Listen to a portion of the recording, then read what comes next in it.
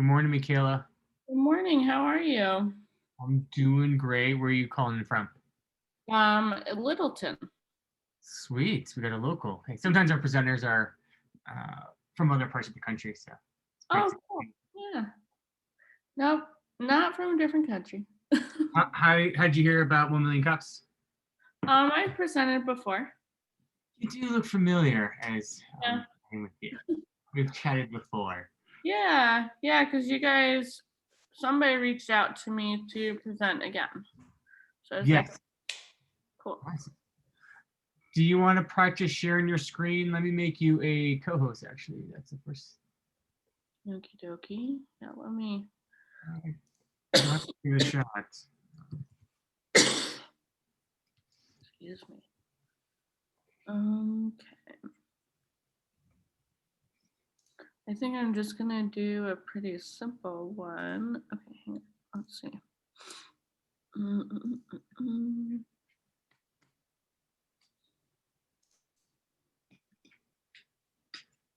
Usually much better at this than just having a brain fart, but that's okay. That's why we practice. There we go. Awesome. Very cool. How was your New Year? Did you do anything? I did all of staying at home. That's about it. Good job. Way to go. How about yourself? Went over a friend's place. A small group of us played some games. Telestrations was one game we played, and Taboo. Oh, nice. Played. That sounds like great fun. Yeah, I like board games. I think it's, especially with COVID, it's a great way to interact with people. Yeah, for sure. I ended up then going to my family's home on the 1st, and we had a wonderful time together. And then otherwise just hung out, went hiking in the mountains. That was great. For like 5 hours. Felt so good. Awesome. So yeah, that was good. Gregarious, good morning. What's up, man? How was your New Year? Boring. Okay. That's exciting. Steamboat. So we mostly celebrated East Coast New Year, and then everyone tapered off little by little.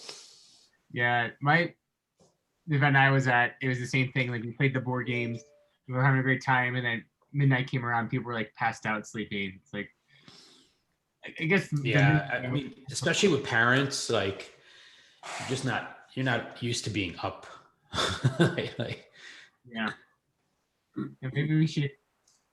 I know New Year's when the new day starts, but really celebrate it a couple hours before. It's just so you're have energy to do it. Yeah, exactly. It makes sense that you did the East Coast time, so you did it 2 hours early. Yeah, my mom, we called my mom on FaceTime and like were with her. Very cool. Well, Morning, David. Hello. How was your New Year? Since we're talking about. Chill, relaxed. It was fun. Have you guys the Jackbox thing on Zoom? You guys done that? No. no. Should I? It's kind of a pain to set up, but so I think the host sets up like has to download the app and do all the pre-work, and then the people are invited, and they all have you have to play on your phone and the computer, and then when you log in, then you have like a game code, and then when you're in, they do a pretty good job of segmenting the questions, so it comes up pretty well. The Quiplash is a good one if you play. Okay, I'm looking at it right now. So Jackbox Party Pack. I think you have to buy the pack, something up front you got to pay for. Okay. And then the people who you invite don't have to pay, just the host of the pack. Interesting.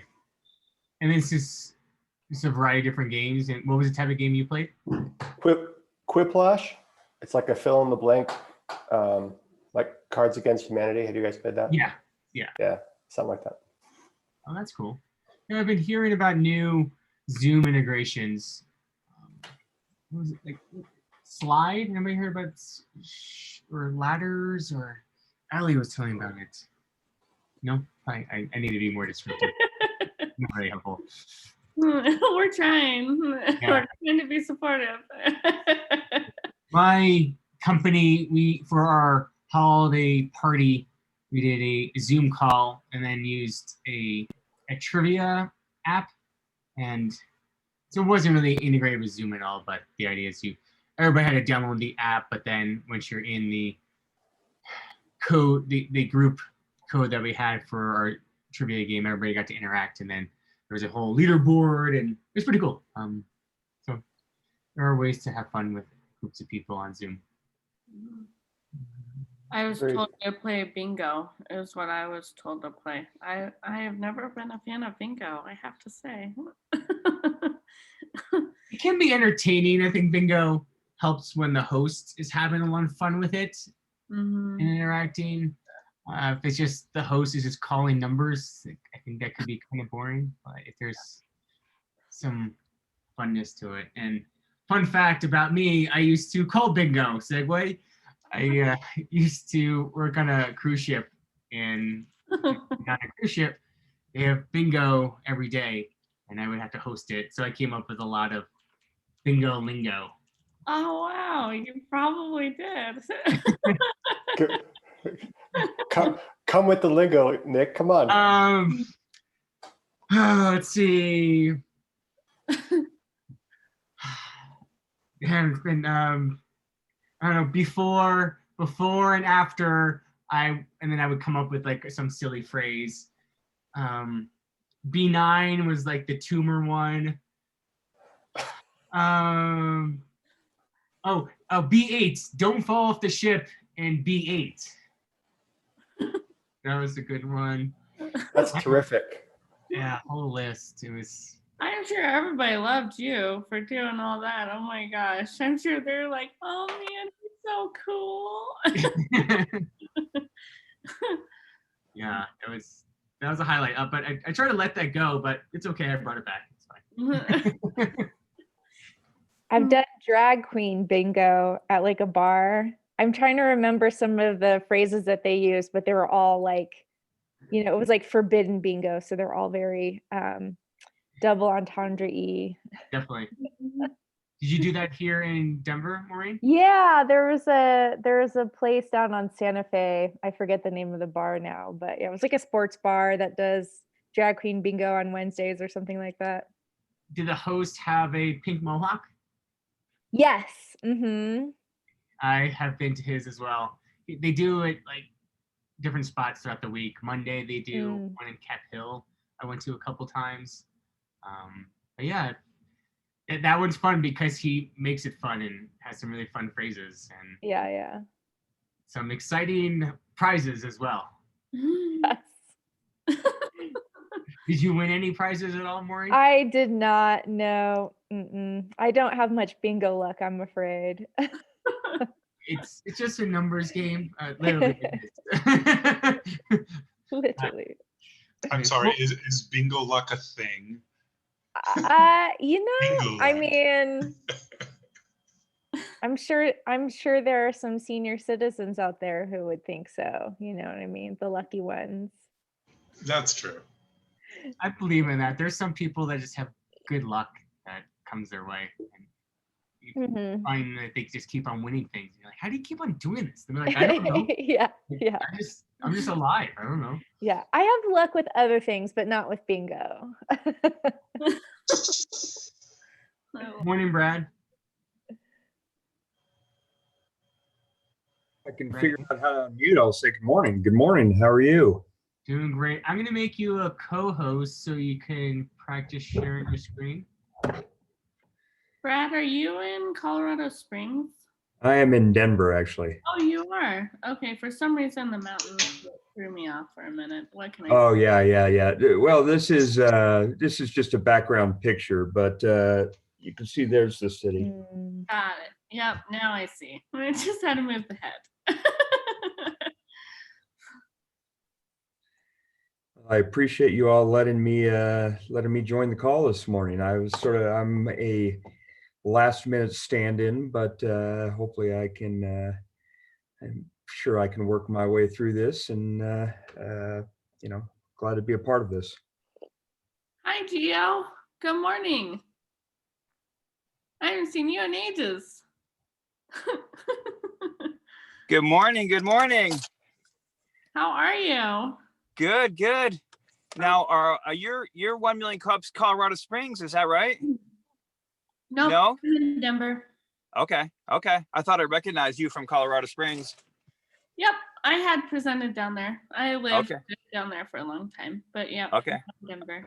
Okay. Awesome. I'm in Arizona for the winter right now. So Oh, nice. yeah, that's partially why I haven't. I normally have been, attending the Denver 1 Million Cups, all through the summer and the fall and everything. But yeah, I left Colorado Springs like in the end of November. So yeah, I've been down here about a month or so now. Oh, cool. Living in your van? Yes. Yep. Great. Living in my van and working out of an awesome co-working facility in North Scottsdale. Very cool. That's amazing. Sounds like Yeah. Have you looked into the 1 Million Cups Phoenix? I hear they have a pretty good chapter down there. I have. I've been to it. I was when I was here last winter. I went to one of the live events, and it's pretty awesome. It's sponsored or kind of coordinated through the, I think it's the Chamber of Commerce. I think in Phoenix, and so they do it at their facility there. It's pretty well organized, and the I think the University of the University of Arizona is a pretty big participant in it as well. Very cool. That's awesome. Yeah. very neat. Brad, did you want to practice sharing your screen real quick? So we Yeah, get no, smooth transition when we get started. absolutely, no problem at all.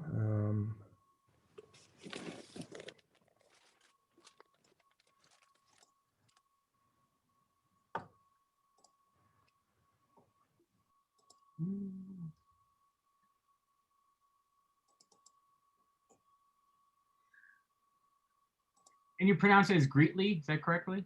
That is correct. Okay.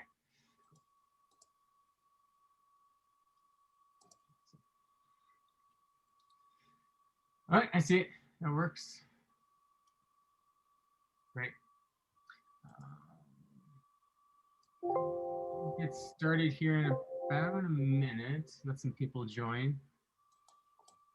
Let me take over and get my screen set up. 9 o'clock. Got my alarm.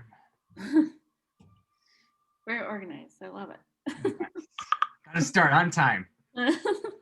All the time. I'm gonna share a bunch of links with you guys. It's gonna be overwhelming, but I'd rather do a lot at once versus separate messages. Oh, the URL, just so you know, is HTTPS. For your purposes. okay. Mhm. I will update it. I can put my contact info in the chat. That's fine. I already did. Too late. You did.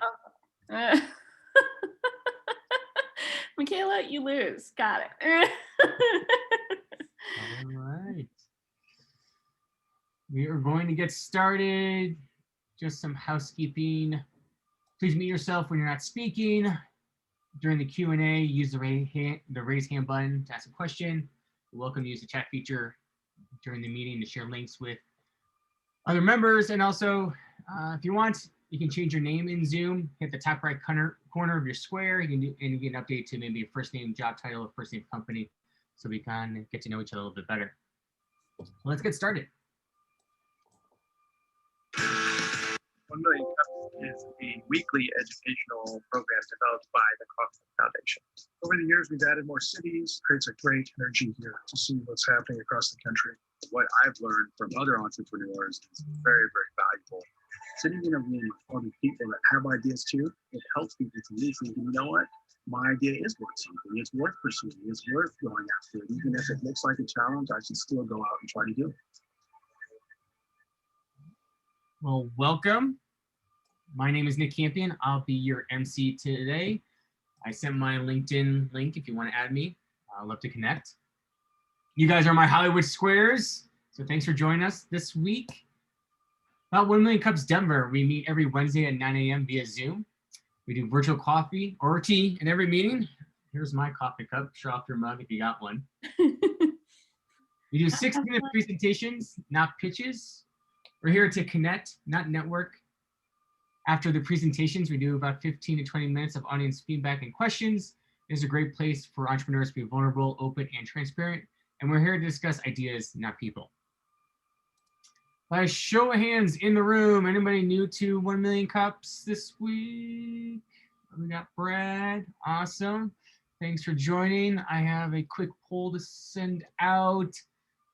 Please fill it out if you're new to 1 Million Cups, and also if you consider yourself an entrepreneur. Great. If you don't know, 1 Million Cups does have a website, 1millioncups.com. Ours is 1millioncups.com/Denver.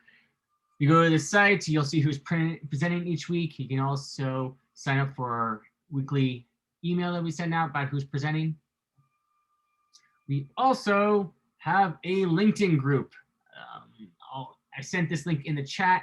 This is a great place to connect with other members and also share links to members as well. I find in Zoom, we share links, but that information gets lost after the meeting.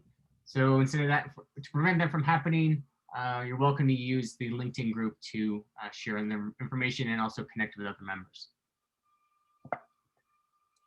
Quick shout out to our sponsors. We have Enterprise, Founders Craft, Mill State Coffee, Good Elephant, Pono Media, Colorado Lending Source, Rocky Mountain Photography, The Commons on Champa, and We Work Labs. Ali is one of our sponsors. She's here for Good Elephant. Do you want to say anything? Maybe? No? Ali, you still there? Talking to myself? Okay, we'll assume she's not there. Oh, she went away. Awesome. Cool. Great timing. Let's just give everybody a round of applause then. All right.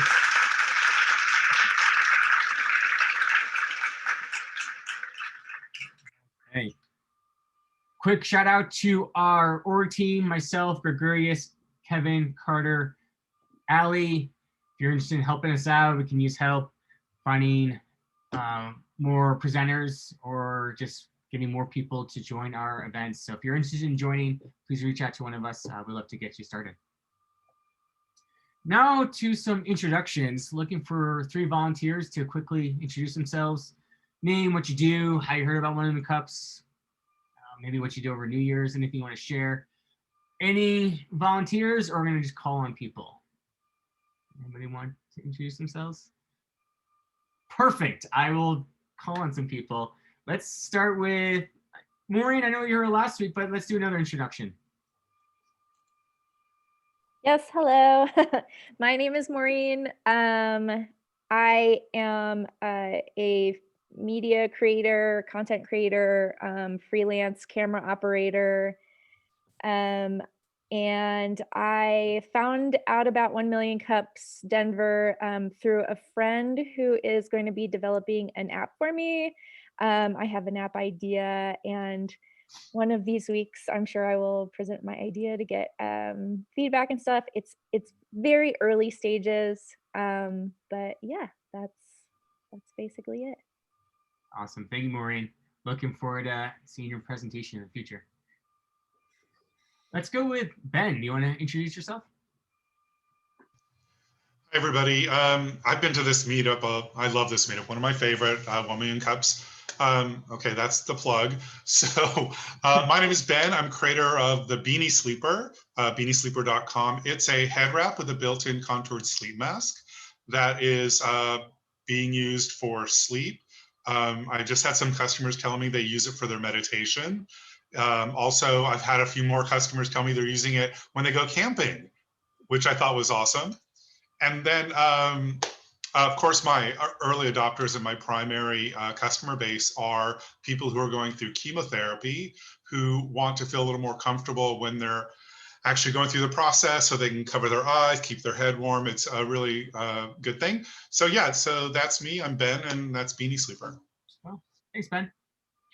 Ali, you walked away for a minute and I called on Good Elephant to talk and you weren't there. So it's kind of embarrassing. I'm so sorry. And now this is your chance to make me not look bad. So if you want to do a quick introduction on yourself, that'd be great. Okay. Hi guys. Sorry I walked away. I'm Allie. I'm the founder of Good Elephant. We are an online platform where you can find online yoga, meditation, art, cooking, all kinds of fun, different things, discussion groups around climate change, things like that. It's on the Good Elephant app. So we are doing some really fun things here in Denver and mostly online right now. And yeah, I am an organizer of 1 Million Cups. And yeah, Cool. Thanks, Nick. Thanks, Allie. Thank you for everyone that introduced themselves. Later on today, we're gonna do some breakout rooms, a little bit different. We're gonna do a breakout room session after the first presentation. Do about 3 to 4 people in each room, give you about 15 minutes to just connect. And then also we'll do one at the end of the meeting too. We tested this out last week, got good feedback, so we're gonna do it again this week. And then we'll do some community announcements later on, so start thinking of what you might want to say. Here at 1 Million Cups Denver, we do a variety of different presentation types. We do an idea. So like Maureen saying, if you have this idea, it's fresh, it's new, you want to get some feedback on it, it's a great platform for it. If you already got a product established, you're out in the market, you got customers, we are open to those type of presentations. Also investor presentations, business expert. Say you're an expert in marketing or finance and you want to share your expertise with us, we would love a presentation about that. Also looking at organizations related to startups and also past presenters as well. And this is going to be our first presenter, Karma Koaches. Karma Koaches is in its first phase of development as a coaching directory. It'll be an app that connects coaches and clients in the personal development, wellness, and spiritual industries where coaches can connect, create, and transform the world. Let's give a big round of applause to Michaela and Karma Koaches.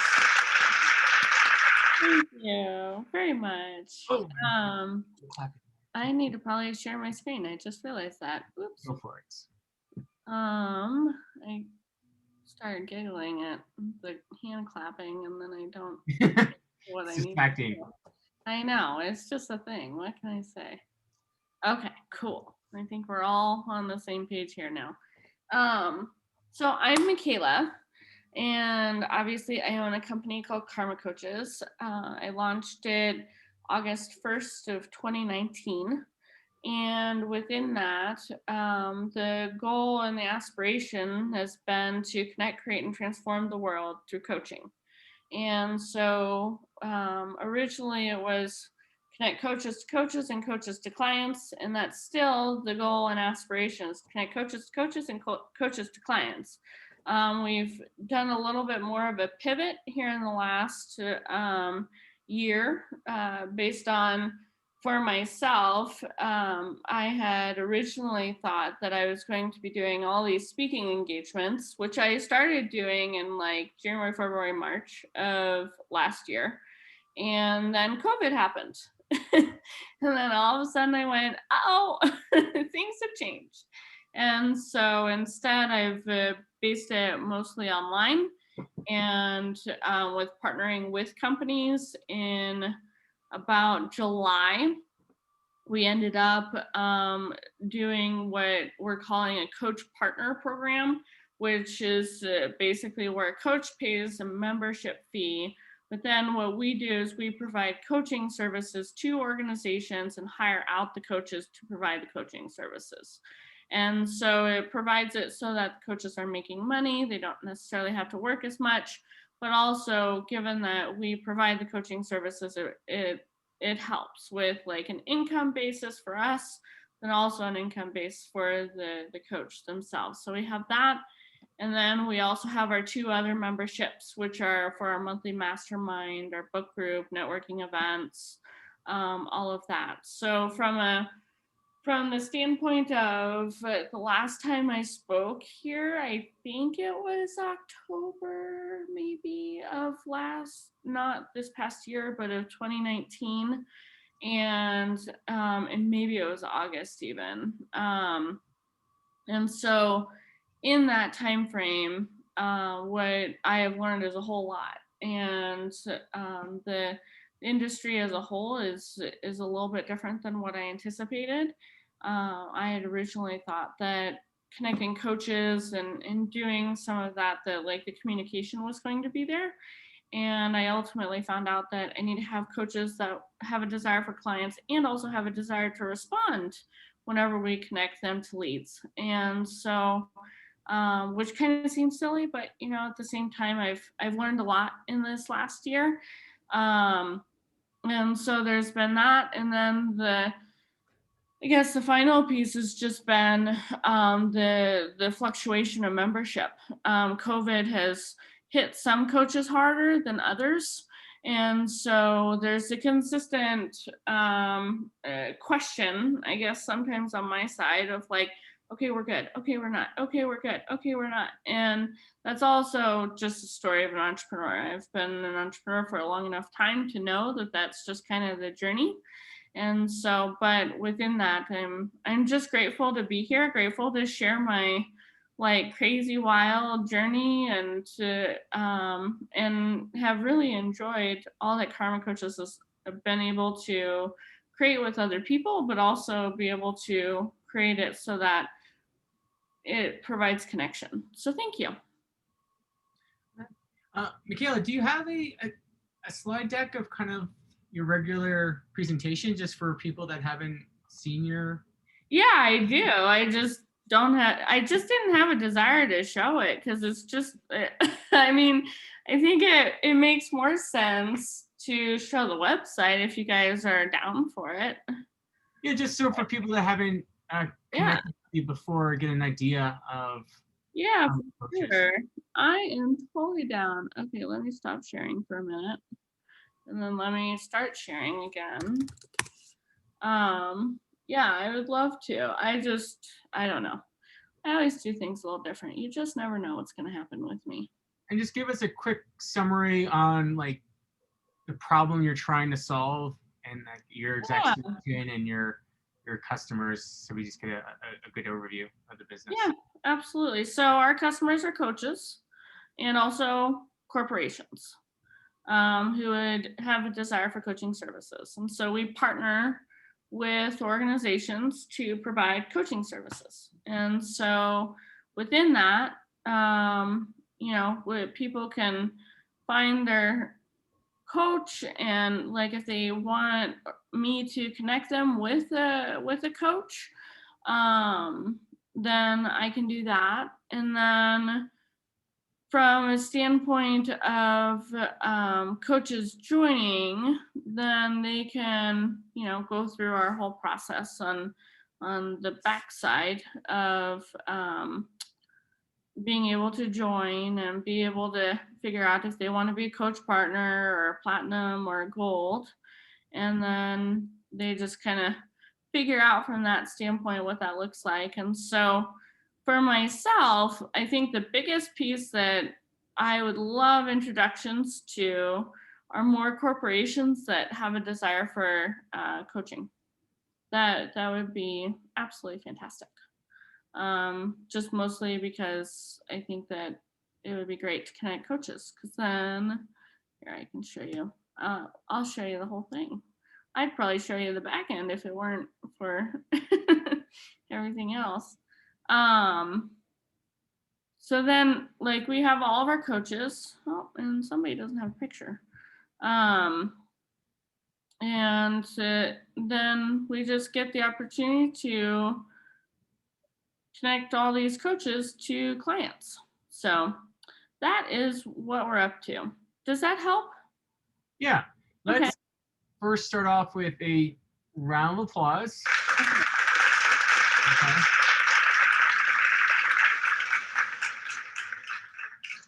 And now I'll open it up to the floor for some feedback or some Q&A.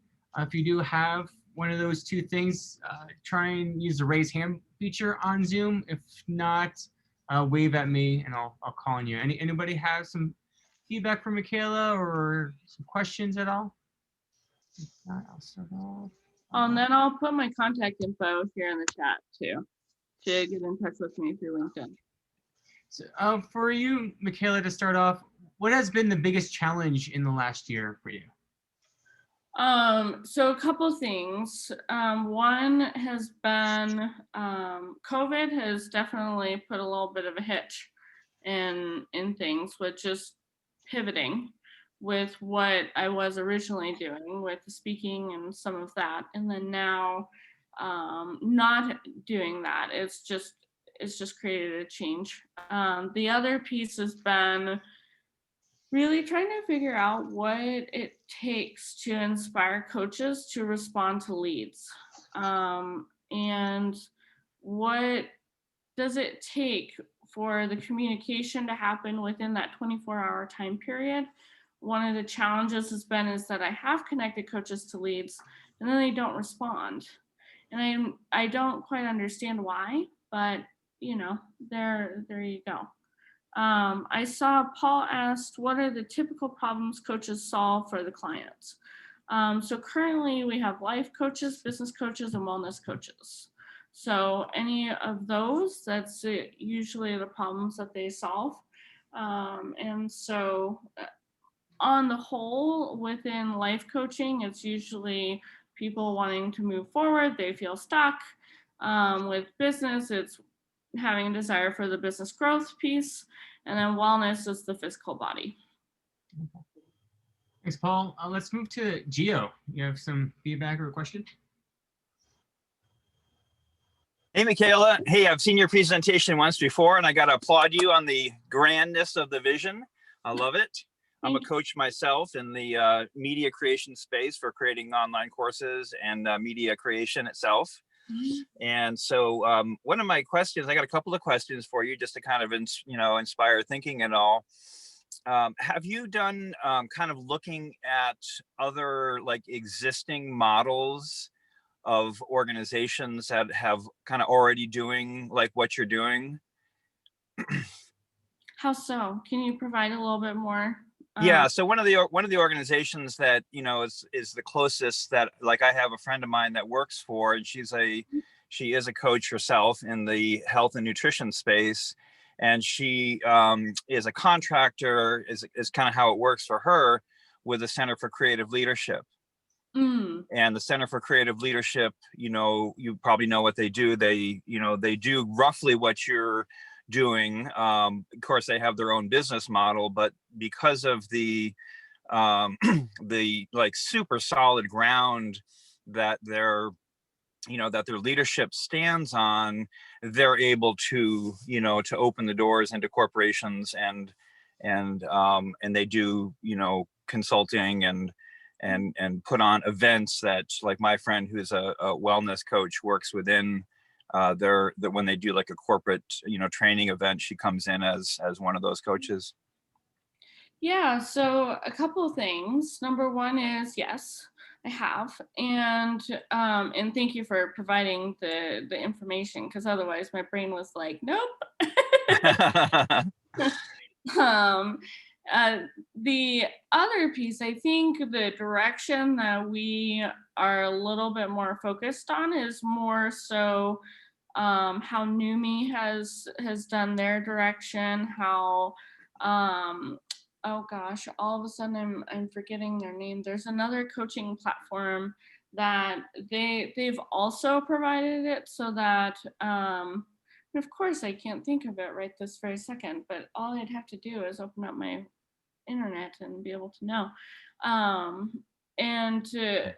So like there's those platforms that I'm a little bit more focused on, mostly because it targets a bit of a younger audience on the whole. And I recently had somebody who reached out to me who said, Michaela, I really want to I want to complete a relationship, and I want to do it this weekend, and I need a relationship coach.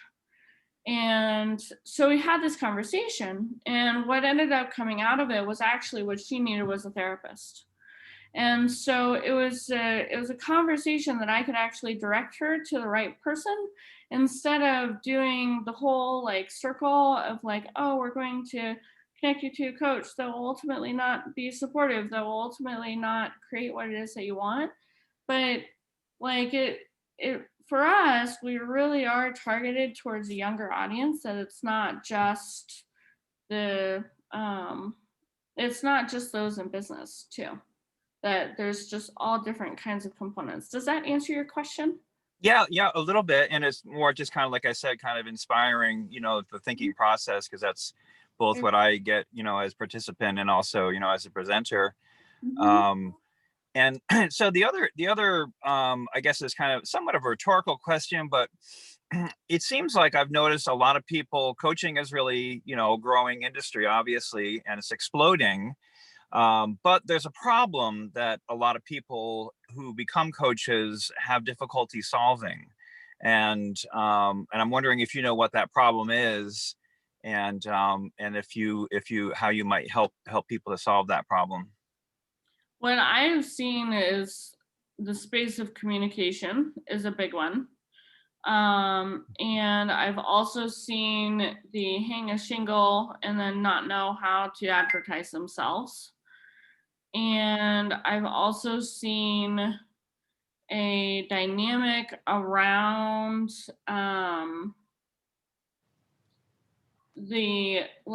there's many coaches that I've seen don't have a process. Like they start somebody here and they take them through the whole process. That's what I've seen. What is it that you're after?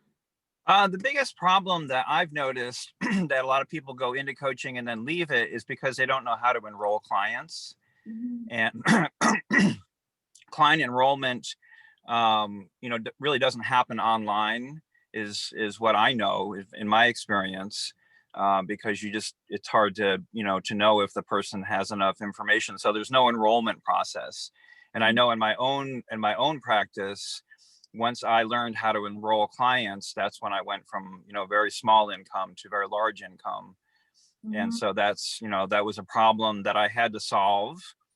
And it was a learning that I had to receive. And once I received that learning, like I said, my practice, completely changed. It was like overnight.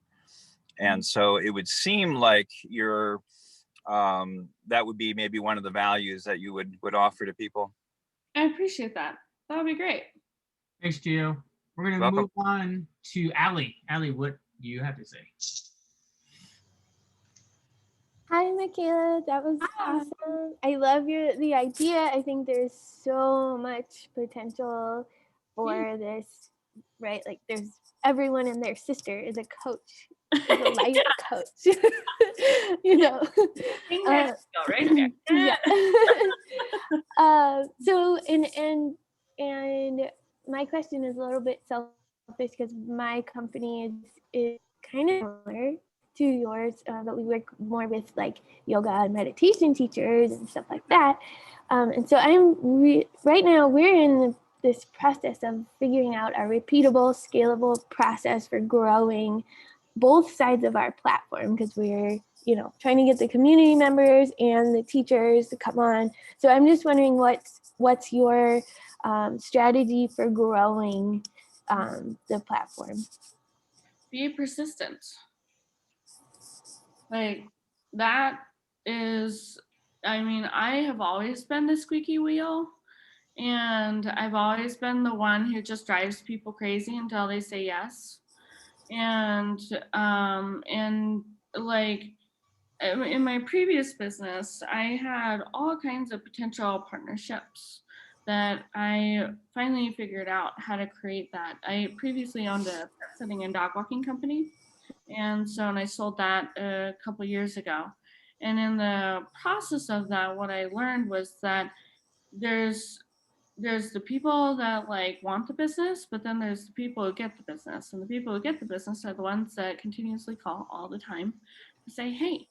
And I think it's also like asking for what it is that you want, and like knowing exactly what it is that you want. One of the things that I've learned is that for myself is that what's frustrating is that sometimes we don't know exactly what we want. And so other people know that whenever we come to the conversation.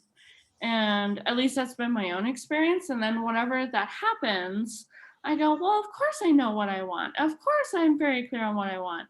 And yet what ends up occurring is that then they will take a look at me and they'll go, but you're not expressing that. You're not telling me what it is that you want. And so there has to be clarity on what it is that you exactly want. And have you ever heard of Ash Amberg? So No. she is amazing. She is like one of my favorite people. She's super raunchy, but hilarious all at the same time. And she's a copy writer. And one of the things that is amazing about her is that she put this thing together years ago that I had read through about how to attract your ideal client or your ideal person or like your avatar, like your people. And within that, and this has been evolution within the pet sitting business for me whenever I did that, and now it's an evolution within the coaching business where I go through and I'm like, oh no, not that person. Oh no, not that person either. Oops, that was a mistake too. And but what she talks about is what do they do on the weekends? What is it that they do for fun? What does their schedule look like? How, like, are they married? Are they single? How old are they? What do they like? Do they enjoy going for long walks? Do they have a dog? Do they not have a dog? Like, there's all those different questions that, like, whenever I saw that, I went, oh, that's perfect to be able to see that and be able to say, oh, well, what they do on the weekends can also define how I reach out to people. Because, like, in the pet sitting business, what were they doing on the weekends? They were going to their second home in Vail. That's what they were doing. Or they were going to their second home in Beaver Creek, or they were going down to Aspen, and they were traveling every twice per month. And so then I finally started targeting that. And that's whenever I started getting those types of clients. So in the conversation around coaches, I'm still figuring it out.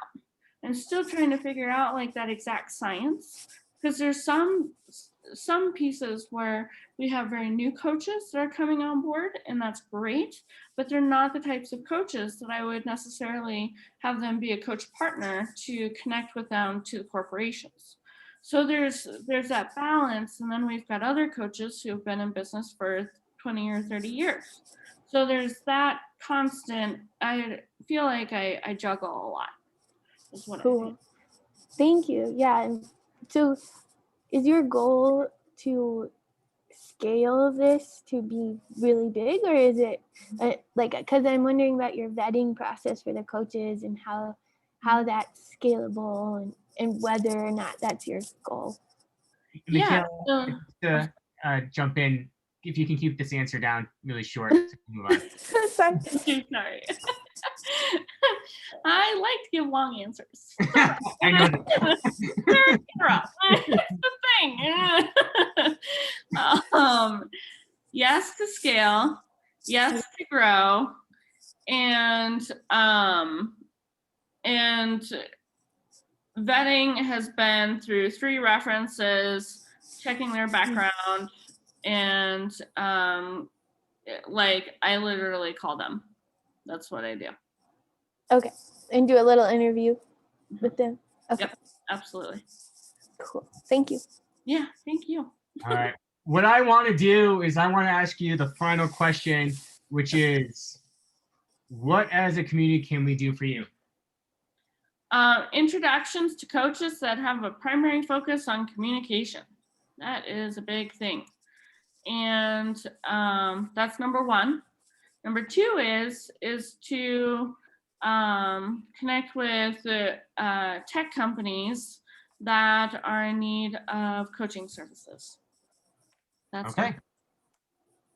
That's a good list for the members. So let's give you a good round of applause. Thank you. Now we're gonna do some breakout rooms. I'm gonna randomly assign 3 to 4 people in a room. I'll give you an icebreaker if you need it. which is going to be what's the best piece of advice you've ever been given. Depending on the number of people in the room, talk for like 3 to 4 minutes each, so everybody gets to say something. But I will get that going right now. Breakout rooms. And what time are we going to be done? 9:45?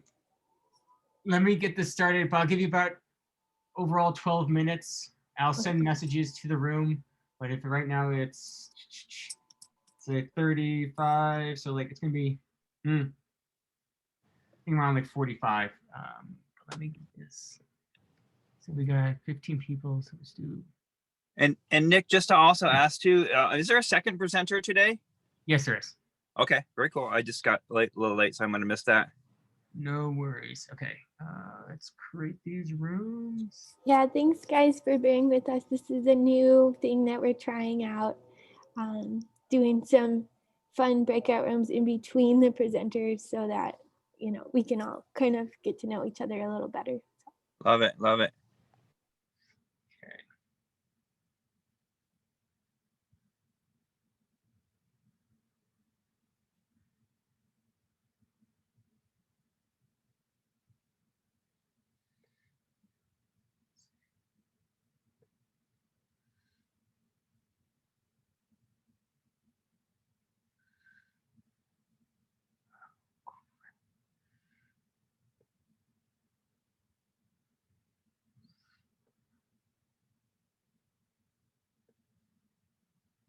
Shoot.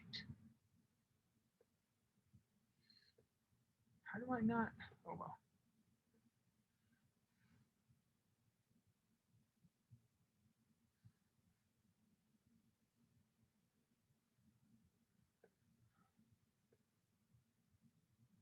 Oh crap. Let's move you to room 2. Thanks, Nick. Hi, Mark. I'm gonna You move you moved me. around real quick. All right. Okay, thanks. So, there's another room for you now.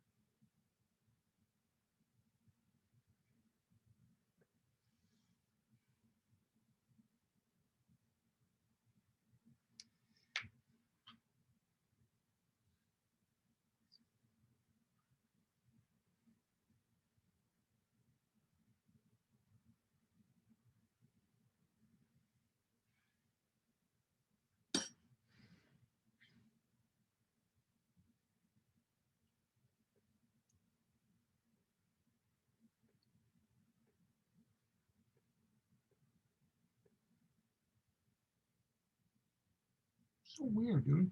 I don't get it. Turn off, on, off.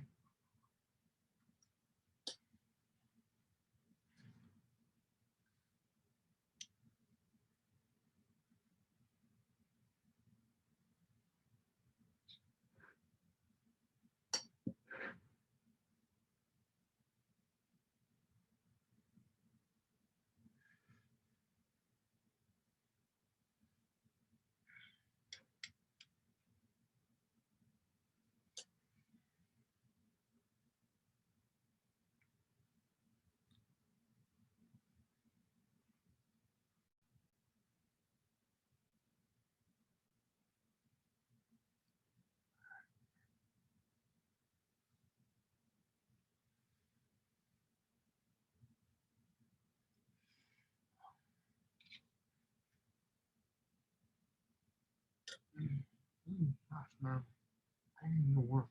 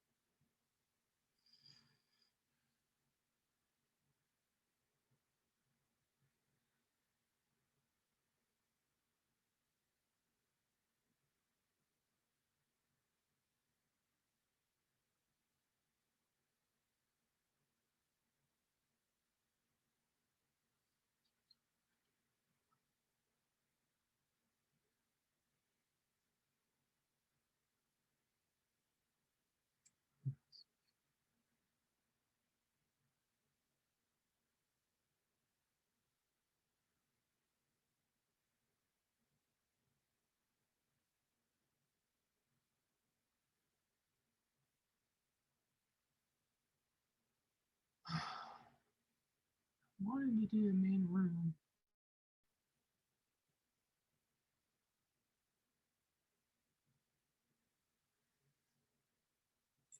Let me.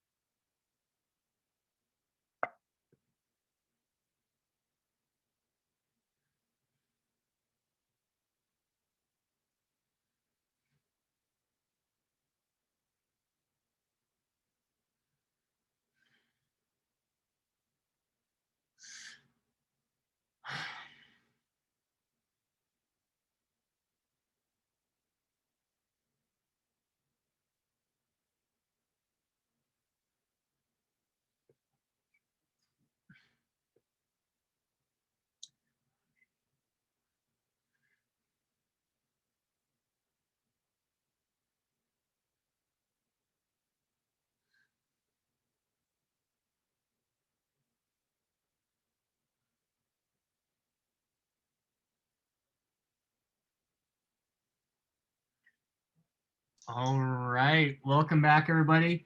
Hopefully that was enjoyable. I know it was quick, but hopefully you got something out of it and maybe made a connection that you can connect with outside of 1 Million Cups. Now we move on to our next presenter, which is Greetly.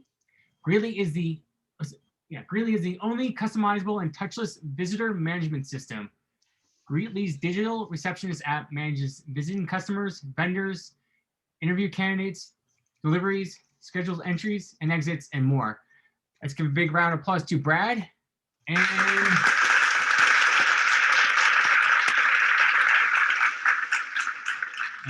Greetly, I will stop sharing. Should be able to share a screen now.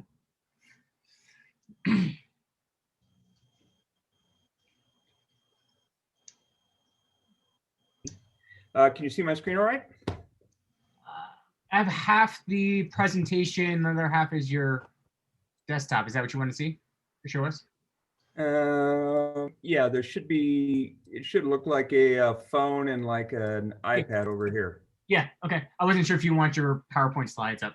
No, not quite yet. I'll get there. I promise.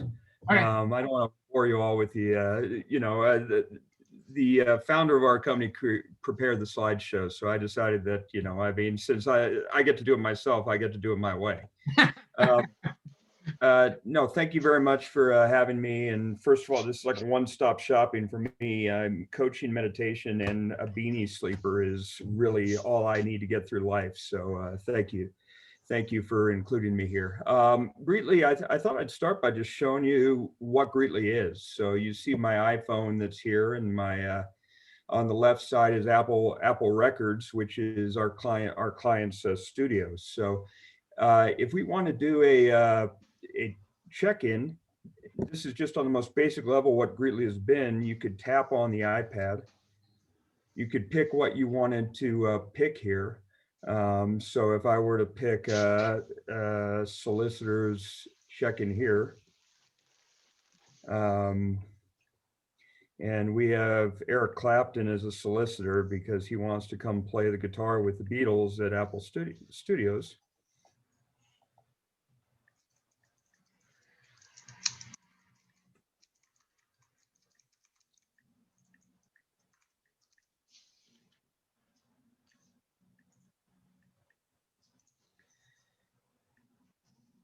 Sorry, and he's with the company Cream, and he's a guitar. So Eric would go ahead and check in.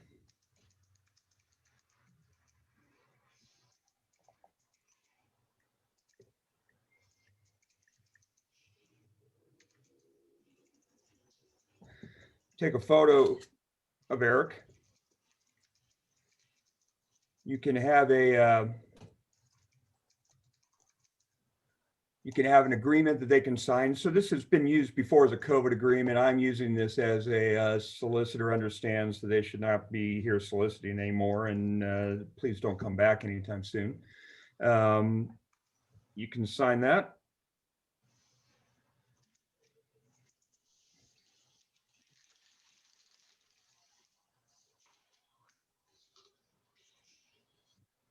And our solicitor will be checked in here. Then, as you'll see on this other side, phone will ring to the person who is supposed to take on the solicitor in the office, and they'll handle it. It will also come via text message. Now Eric happens to be on the watch list as well because he stole George Harrison's wife, so he's actually on the watch list. So if someone's name is on the watch list, it'll actually inform you that that person's on the watch list, and go through security as well.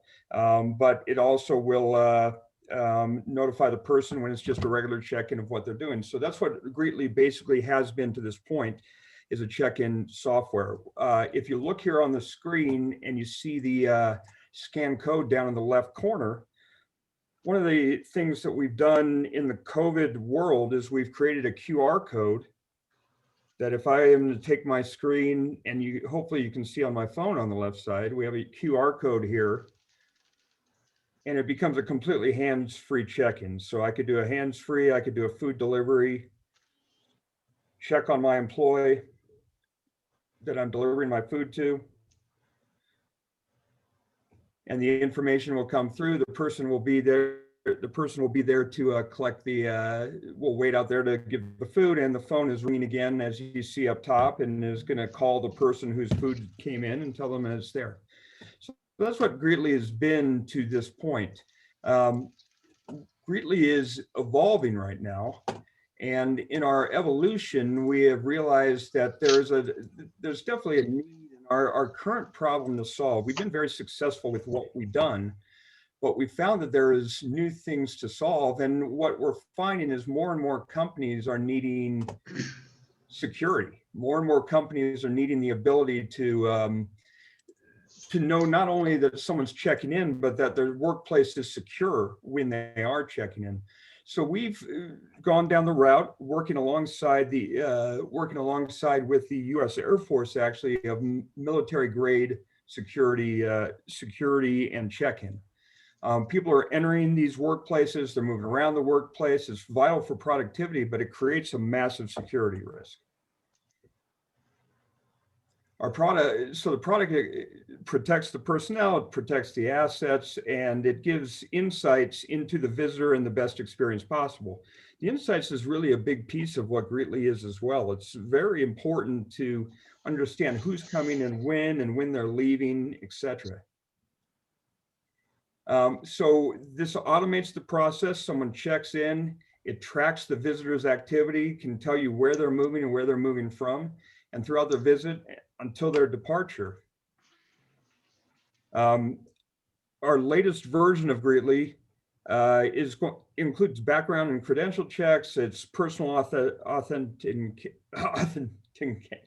Let's just pretend that you can all read that word and I can't say it. Cloud-based, it's touchless, as you saw. It has a watch list, which I showed you. Greetly has the ability to do an evacuation to all the people, and it integrates. Greetly has a number of different integrations with Zapier. Greetly can integrate straight to a database. So if it's a regular office and you want someone to come in, check in, and you want their information to go right to your CRM system, it can do that as well. So we're gaining a lot of market traction here, as you see. I can't stay on the first one, the Dallas Cowboys, but we do work with the Dallas Cowboys. You see on the right, the U.S. Air Force. That's really our big security component that we are building right now. We work with Randstad, which is one of the biggest staffing companies in the world. And we're continuing to grow our relationships. When we started, we really were doing a lot of business in that co-working space as far as the visitor check-in and management thing, but we have evolved and it really has moved more towards safety.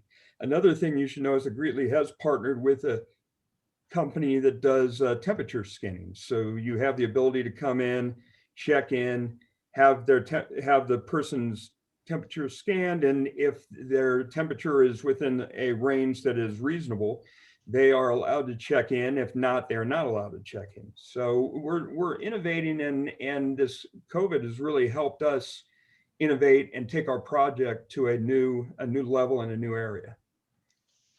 So the ask and where we are looking for help, first of all, any connections to government and enterprise security leads. And the truth is really any connections to any leads that wants to have this type of visitor management in their office. We would love to, we'd love to be able to put our product in there, and love any contest that we can get from that. If you know anyone with Department of Defense contracting expertise, we'd love to hear those names. It is as we're growing this product in the Department of Defense, it is who you know, and there is a process to it, and we're continuing to learn the process. And then we're always looking for engineering, and I personally am always looking for sales talent as we're trying to go to scale. I spent 20 years in commercial real estate selling commercial office buildings, and 3 months ago, jumped off and joined my friend Dave Milliken, the founder, to help sell the software. We really believe in the product and think it's going to be great. And I'm definitely open for any questions you all might have. And I'm also happy to, you saw that I demoed a little bit of the product. If anyone wants to see any more of it, I'm happy to show that as well.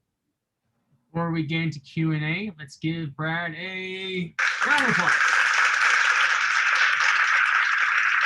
Thank you.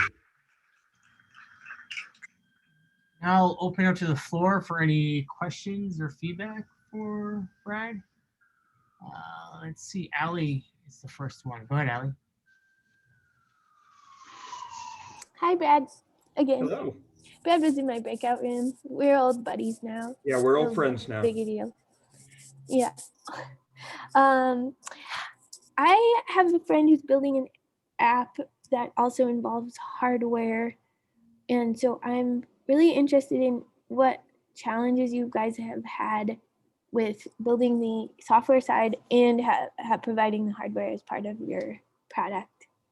So that's a great question. And it's something that I've jumped on in the first 2 or 3 months that I've been here. We are actually not a hardware company. That is an iPad you see up on the screen. And then there's a holder for the iPad right there. We are a software company, but one of the challenges we are finding is that without the clear direction and the one-stop shop for someone to be able to get hardware, we are missing out on sales sometimes because people will sign up for a trial. They don't have an iPad. They are using just our user interface screen and can't really understand the power of what Greetly does. So we have pivoted in a way, and we're continuing to pivot in that in the sales presentation, we show the options that are out there. We show some easy ways to do it, even to the point that we'll go and order it for them and ship it to them. The downside and the challenges of that is that we become their Apple support. And that can be a challenge sometimes, when there's a problem with the hardware that doesn't really have anything to do with what we particularly do. And you don't want to send a customer just off and say, hey, you got to call Apple. It's not our problem. But that is sort of a taxing, time-consuming thing that we're still in the process of figuring out. What I would really like, I don't know if the rest of the company would like, but what I would really like is a strategic relationship with a third party that we are literally sending it to them at the end of a presentation. It's a click of a button and it's going forward. Does that answer your question? Yeah, definitely. I agree. I feel like as soon as you were talking about it, it's like, oh yeah, partnership makes the most sense, where they would provide the tech support, you would give them sales, and that would be great. Yeah, I mean, it really is a relationship that, I think can help, because we do have to solve for the hardware, even when you're making a software as a service as we are. I've already found in the limited time that I've been in the company that you do have to solve for the software. You've got to give someone a path to it. The harder you make it for them to get up and running, get started, the harder it is to be successful. Can I ask a question? Yeah, go ahead. Okay. Yeah. My question is, I see this a couple times that people go after government contracts. It's like going after the white whale. So I'm wondering, is there anything like on a smaller scale you could go out to do proof of concept? Well, we're in 540 locations across the country right now. Oh, it's proven out. Yeah, so it's been proven out, but you make a good point. Not necessarily the enhanced safety protocols that we're now putting into place. We did win a contract with the U.S. military to develop. Not a contract to use the product yet, but to develop. So we are working in conjunction with them to develop this product. What our next solve really is that, okay, we're going to build this product with them. It's going to be to their specs, which means it's going to be the highest possible level of security. So how can we take that and move it on? For me, a big area would be the schools, would be the daycares, would be the places where you can, where a parent checks in and right now they're just calling in an intercom and saying their name and you're hoping that it's who they say they are, where our product you'll have a driver's license that can be scanned. It'll go through and look at all the different offender databases, et cetera, and make sure that this person should be in a school. So we're taking it to that next level. But no, you're right, Ben. And we did, this product has been in a lot of spaces, but not in this tight of a security space. So we really are rolling this out slowly, but we're fortunate to have the military, at least one base as our testing grounds to try it out. Oh, cool. Thanks, Ben. I have time for maybe one more question or feedback. Anybody in the room want to take it? Brad, I have a question. I'm in the military. What's the use case for the Air Force for your product? So the use case is basically someone's coming on to a base. They're going to, a lot of times that person will be pre-registered before because there will be a background test check.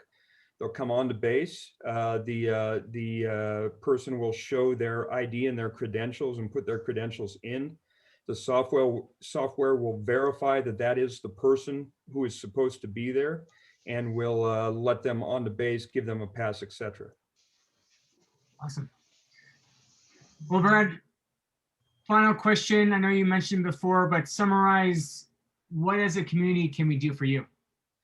Yeah, it really is that list. We're trying to grow this product in a lot of different directions, ideas as to use cases. I brought up how what we're doing with the military can hopefully work towards the schools. So any ideas or relationships or those type of things would be incredibly helpful for us. Awesome.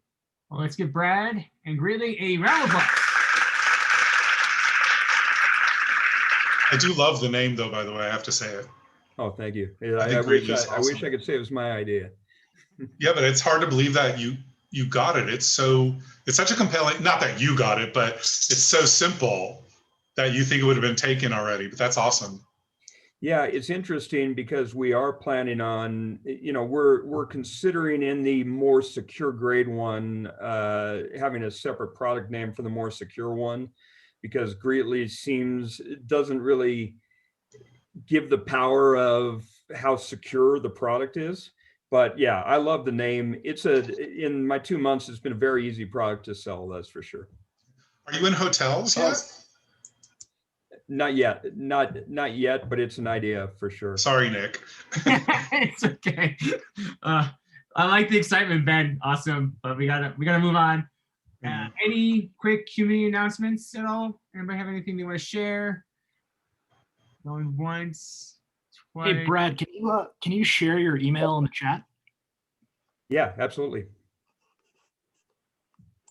Cool. All right, we're gonna move on. Oh, Brendan, you have something real quick? Yeah. Kind of so I can cheat. So I am doing a financial education seminar this evening. It'll be 5 o'clock Mountain Standard Time, but I basically want to announce that so I could ask Brad a question as well, just to take over this whole meeting. Have you ever thought about using this?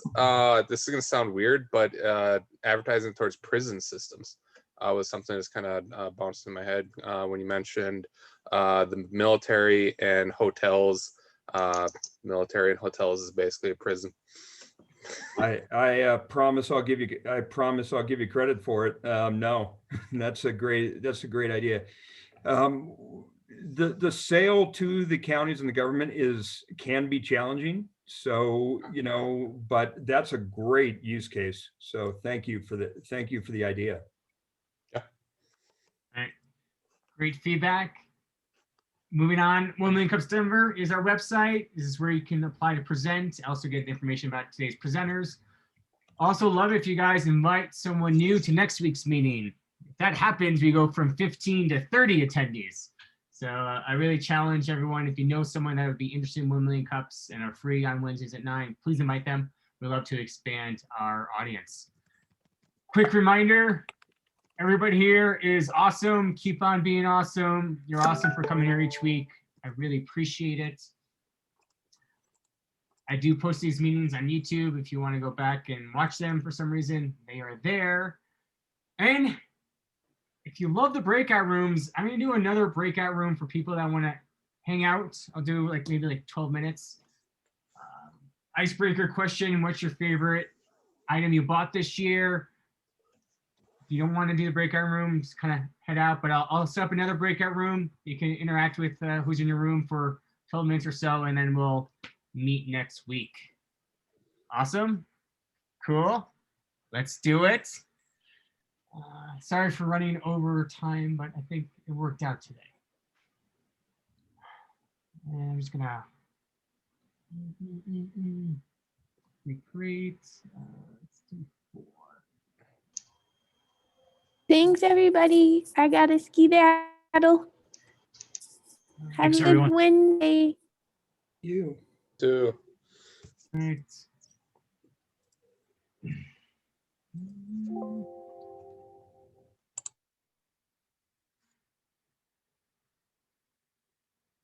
Let's see here. I'm doing some.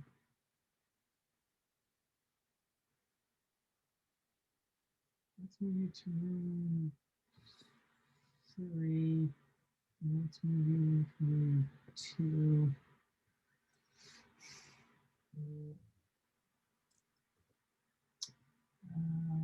Room 3 maybe. There. Let's go to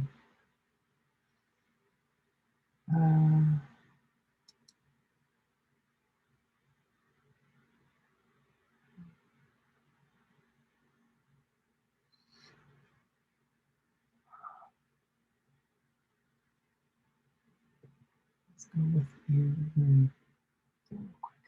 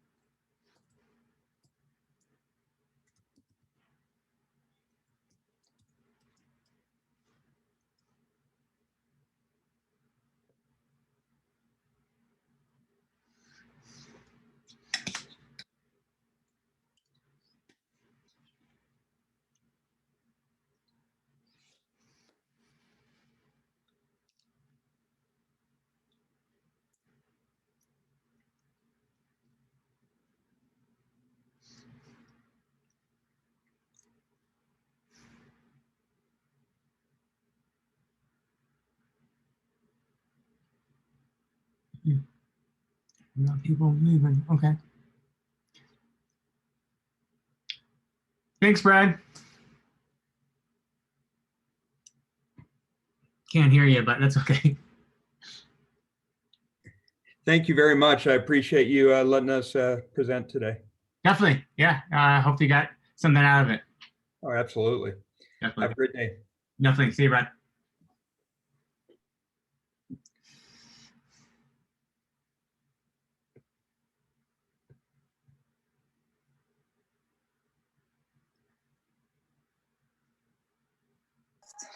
Hi. Hey, Jess. I moved you to another room if you want. Okay, yeah, go ahead. You should get an invite to room 3. Do you see that? I do not. Let's try it again.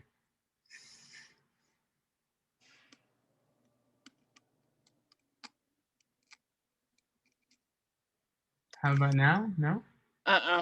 Nothing's coming up. I'm just seeing your slides. Let's try room 4. You're here like on here twice.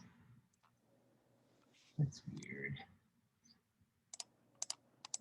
I have your name shows up twice to 2 different rooms, so maybe that's an issue.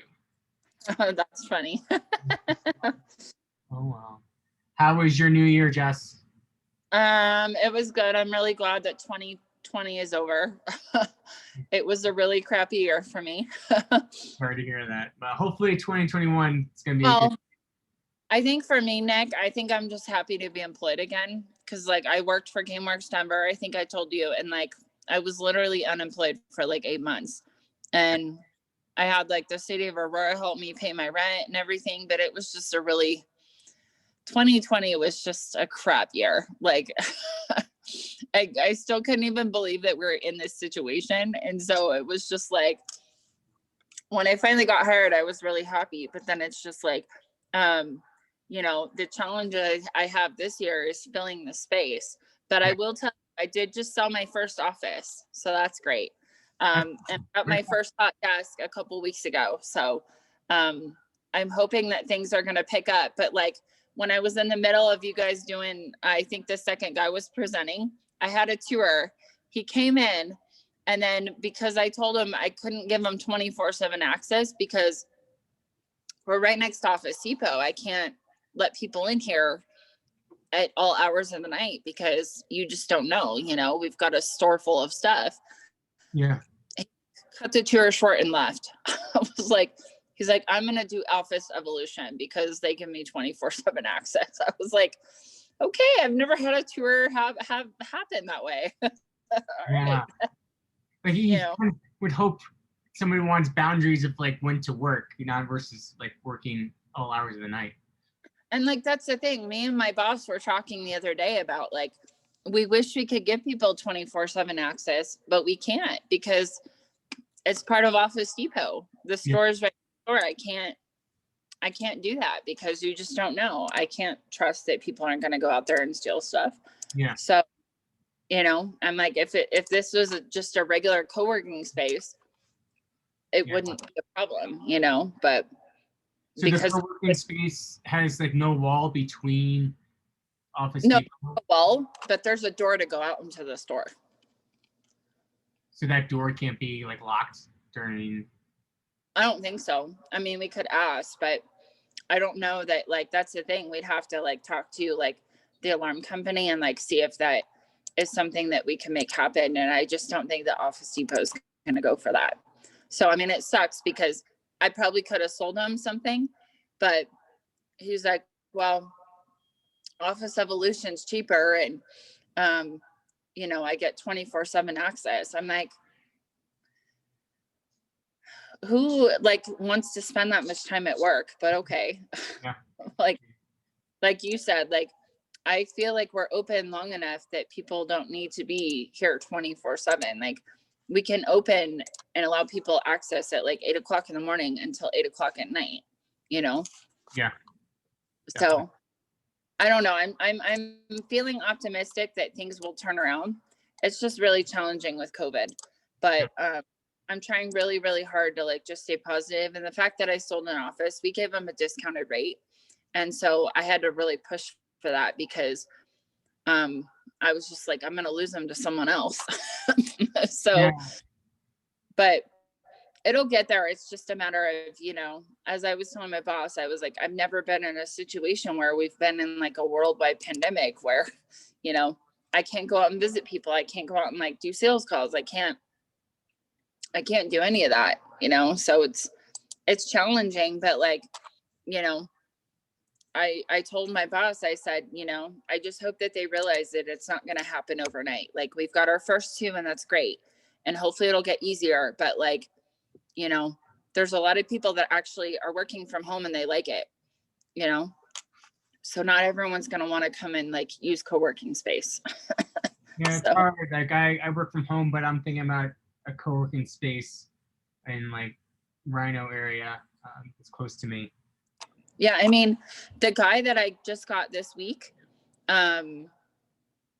he has a really small space in his house, and so he's feeling cramped. That's why he's here, And so I cut him a deal, and I got him an office for like $400. But I can't do that for everyone. But like, I was like, I'm gonna lose him to someone else because he sent us like other options, and I was like, okay, well, this is ground to stand on, and then I can sell it to you. And so like, they actually went for it, and I didn't think they were going to. So it's helpful to know like their budget and what they're competing against, and then you can work with them even more. Yeah, exactly. And so like that's the thing is like a normal office here is $550, but I'm like, guys, you got to be understanding that like that's like half of someone's rent. That's half of what I pay in rent. Yeah. So like and we're in a pandemic. People are worried about money. like you got to work with them, you know, like you can't just be like, oh, it's $550 or nothing, because like, that's the thing. We don't have windows in here in these offices either. So like, that's the thing. I used to work for Regis, and like, they're selling offices for like $300-400 that have windows. So I'm like, there's no windows in this space. So like, that's another thing. Like, some people actually like to have a window. Like, I don't think I could work in an office like what he's working in all day. I go crazy because there's no window. So, And your pricing is consistent throughout the country?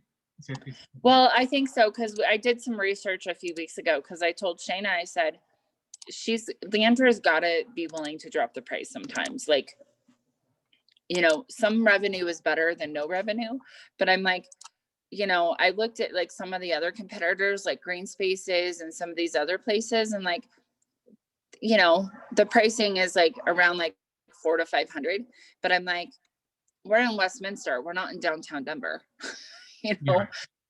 So I'm like, we need to be feasible here. And if someone has a budget and they want to come here, but it's out of their budget, we need to work with them, you know, because otherwise they will go somewhere else. And you can't get mad at me. Like, you know, like this guy, he wants to go somewhere else because he wants 24/7 access. I'm like, what do you want me to do? Like, I can't give you that. Like, so unfortunately I'm going to lose him, but like, that's okay, because there's still going to be other people out there, you know? So, and when I write my report this week, I'm going to tell him that. I'm going to say the reason he left his tour early is because he wanted 24/7 access. And we've already discussed this. We can't give that to him. I don't even think that they would go for that if we locked the door from the outside, so that they couldn't even like get into the store, you know, because like, that's the other thing. There's no bathroom in here because we couldn't figure out the plumbing. So it's like, what do they do if they have to use the restroom? Yep, that's an issue. The restrooms in the store, it's not in here. So, anyway, it'll get better. I'm hopeful that things will be much better, and like, there's an end in sight to this pandemic, and that's what is exciting me. Like, we're not going to be stuck in this, you know, crappy thing forever. What was the most amount of customers have you guys had at the co-working space? So I did my stats yesterday since I started. I've toured 25 people. We've had 28 tours since I've been here. So 3 other tours were done by other employees. You know, and we have 2 and stuff. And like, that's the thing though. It's like, I email some of these people, they don't respond. So it's just like, and like, you know, because I'm starting from scratch, like, it's harder, because if I have more people, it'd be easier. But because I'm starting from scratch, it's harder to get people interested.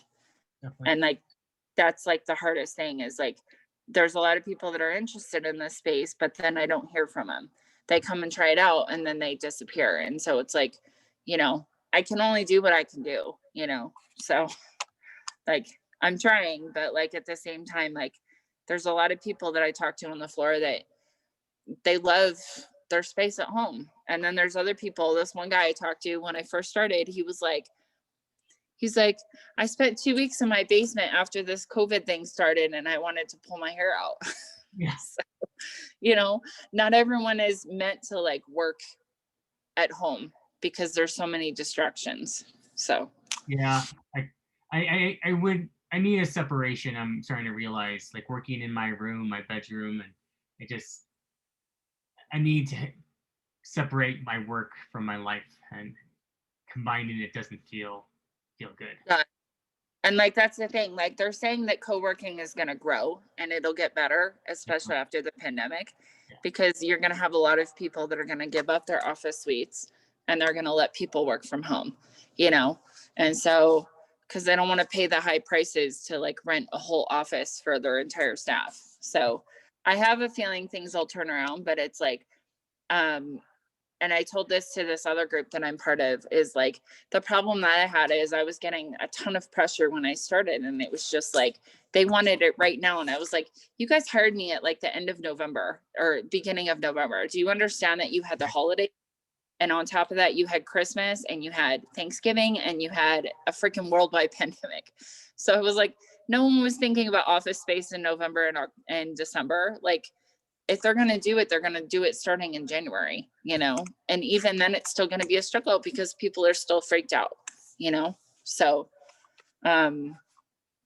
like the people that have the offices, the 2 people that have offices here, I don't care if they don't wear their mask in their office. Yeah. I just ask that they wear it when they come out. So, you know, but it's like, I have to wipe the surfaces down every day, even if no one sat there the day before, you know? So it's like, it's just a challenge. And I'm like, it'll get there, but like, you can't expect it to be like that. Like it's not like I'm gonna get 40 people in a week. You know, it takes time. And so Marie and David, I feel like I keep on matching you guys up together. who? There's so much in common. Oh. Yeah, it's not. Go ahead, David. No, it's fine. We're just finishing our conversation. Awesome. All right. Well, I need to run, guys. I got another meeting to join. So.